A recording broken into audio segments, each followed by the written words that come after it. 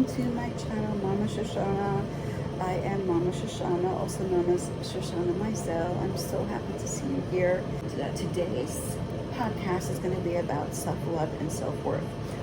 Now, the kind of self-love that we're talking about today is not about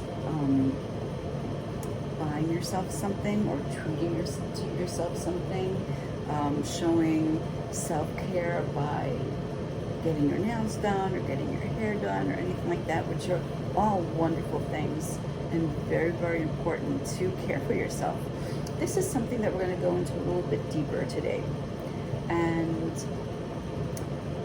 if you have ever experienced trying to love yourself and you just said, well, I'm going to love myself today, I'm going to feel, this sense of gratefulness that I was born to be myself, and get that feeling that you have when you love somebody else to have about yourself. It's easier said than done, especially if there might be things in your life that you've experienced or that you've done that you don't feel proud of, that you don't know what to make of, that you might even feel remorseful, regretful, or guilty of. And if that's blocking you from truly loving and showing kindness and tolerance to yourself, this might be just a little key to open that door. And I just want to preface, before I go on to the suggestions that I have, is that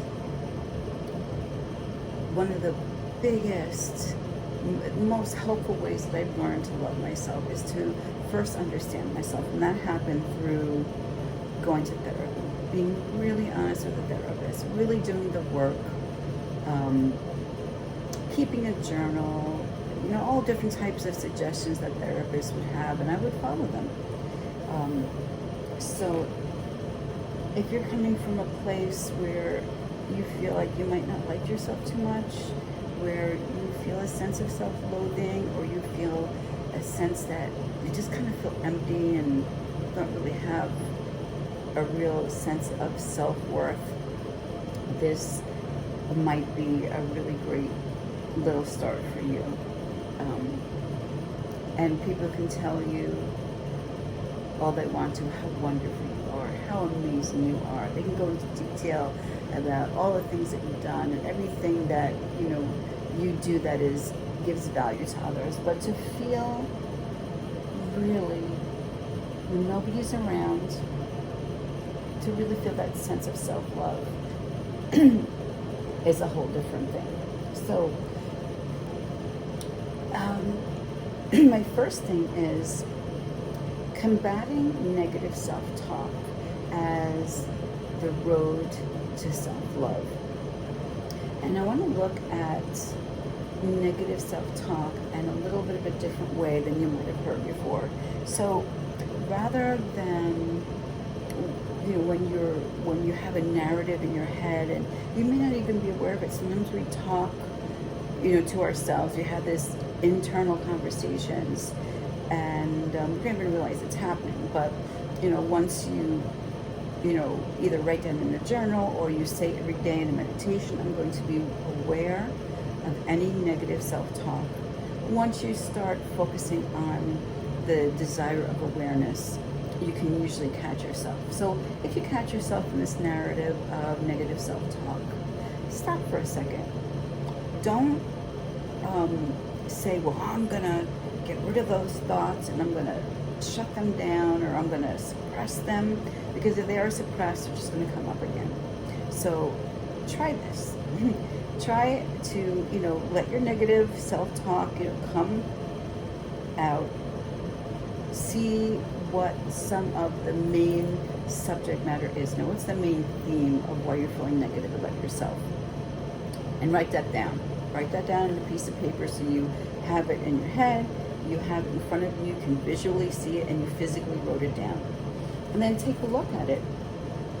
See where some of those beliefs came from. It's a certain belief system that we have indoctrinated into ourselves from childhood, from family members, from friends, from adult friends of, our parents, or even how parents talked about themselves. How parents maybe not have directly talked to you, but how they just talk in general about children. And take a look at that. Examine what beliefs you have of yourself that you've taken from somebody else and believe it to be true about yourself.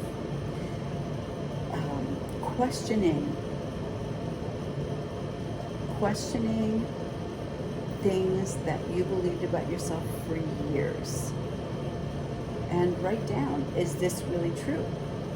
Am I really afraid to go for that job because I know that I'm not going to get it, I don't really have the skill set, or I don't seem confident enough, whatever that may be, and see where that's coming from. Sometimes, just knowing the root of something, and even if you don't know it, absolutely, but just getting in touch with, what the root might be for your negative self-talk is a really good first step. Secondly is, starting to rebuild your own belief system. So this is an incredible way to get to know a part of you that may have never been developed. You might have chosen a career that was safe for yourself, but something in technology, but you really have this thirst for drawing or for art, all different types of genres of art, even if you don't want to make it a career. If you got attention for being good with technical things, but you never got to discover how would it be to draw? Did you ever draw a picture when you were little and you got made fun of, or your parents said you're not that good, or whatever the case may be? So you kind of shut that down. So starting to rebuild your own belief system about yourself is scary, because you're taking a chance, you're going and you're trying something that you've always been afraid to try. And whether you see that you have a talent for it or you don't, that doesn't really matter. The fact is that you're trying. Anything that you're going to be good at, of course you have to practice, but you're starting to change your mindset about yourself. And the one thing in doing the first two things I talked about, which is listening to your negative self-talk, writing it down, and questioning it. Not believing everything your mind tells you, but questioning it, and also taking steps to change your belief system. In doing that, being patient with yourself is an incredible form of self-love. And being patient, being tolerant of yourself, giving yourself time to get to feel what it's like to do something new. And you don't have to tell anybody else about it. This is a relationship that you are starting to have with yourself. Number 3 is while you're on this journey to kind of redefine yourself, to your own standards, not to anybody else's standards. It can be quite uncomfortable, and there's like small little changes that you can take while trying new things, and this is to me a really concrete way to start kind of falling in love with yourself, to start getting to know yourself, to start giving yourself things that don't take money, that don't take people from the outside to be able to validate you. So one thing is just, give yourself, even if it's just 5 minutes a day, give yourself time to just close your eyes, start breathing, slow inhalation, long exhalation, and just give yourself 5 minutes of resetting your nervous system. It's a very powerful thing. Relaxation breathing, it has such a powerful effect on your nervous system. Write a letter to, here's the second one. This is a very powerful one. I did this one before. Is go back to your list of the negative self-talk. Think about who's saying that to you. Is it your younger self? Is it that teenager that had that experience that was so traumatic, and that is the person or the part of you that's kind of controlling your thinking? Write a letter to the different parts of yourself when, whatever age you were at, you experienced trauma. You experienced something that kind of stunted you, that stayed with you, that you kind of responded to the rest of your life because of that event. Now, the person you are now, you may be a teenager still, you may be a young adult, middle age, you could be 62 years old like me, a grandma. But think about who you are now. Take whatever you know, whatever you've learned right now, and write a letter to that part of yourself that you feel is still hurting.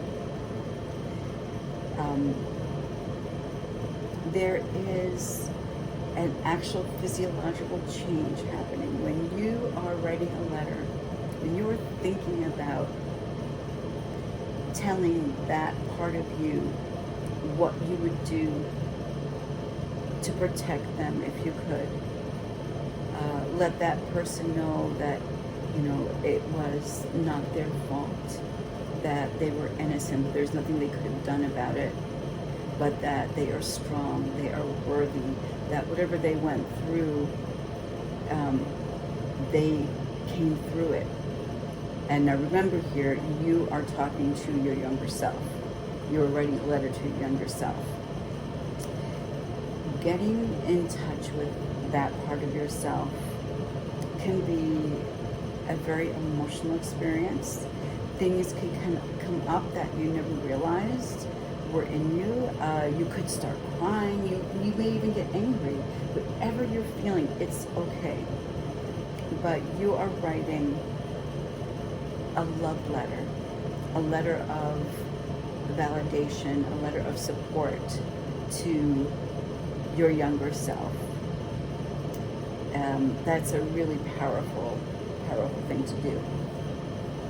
And lastly, think of 3 things that you might regret, things that you might have done that hurt other people, or something you might have done that you feel guilty about because you were not very good to yourself. And plan a journey of living amends and self-forgiveness. So that seems like a lot to put on one's plate, but again, it is about understanding wherever you are in life, wherever you were in life, when you might have experienced things that you did that you don't know why you acted out like that you did something that may have hurt somebody else, but you were working with limitations. Sometimes when we're younger, painful experiences manifest themselves in ways that are not too pretty. We act out and we don't even know why we're acting out. So living with that regret, living with that that guilt or remorse can really block us from loving ourselves. So get it out into the open. Write it down, whatever it is that you feel that you will never tell anybody. You're going to take it to your grave. You don't even want to discuss it. Write it down. Get it out into the open, and understand what you were dealing with at that time. Usually when we are acting out, We are trying to protect ourselves from something that is going to cause us emotional pain, or something that we feel we need to protect ourselves. We may not even know why. So I would say that there's no direct journey to self-love. Sometimes there can be, but sometimes, we have to go through certain things to understand ourselves, understand where and why we feel certain ways, and why we may act out certain ways, and try to understand, and have patience with ourselves, and think about this as a self-love journey.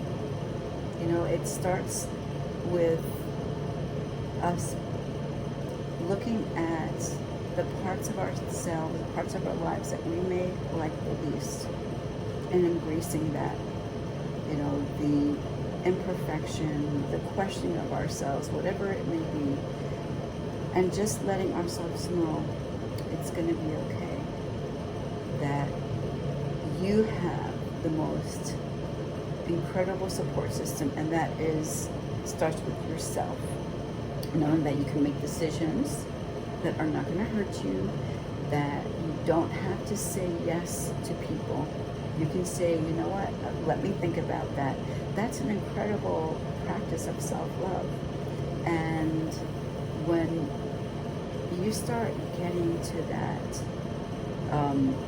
habit, and constantly validating this behavior of, being patient and kind with yourself, all of a sudden you might start seeing that your reaction to the outside world changes as well.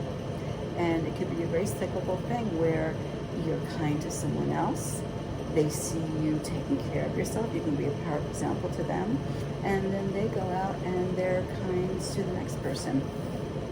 So acts of kindness, acts of self-love are really important.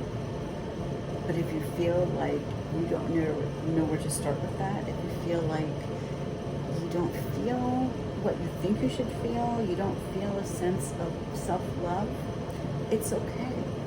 It's okay. This is a great way to start. So, so if this helped you, I'm so happy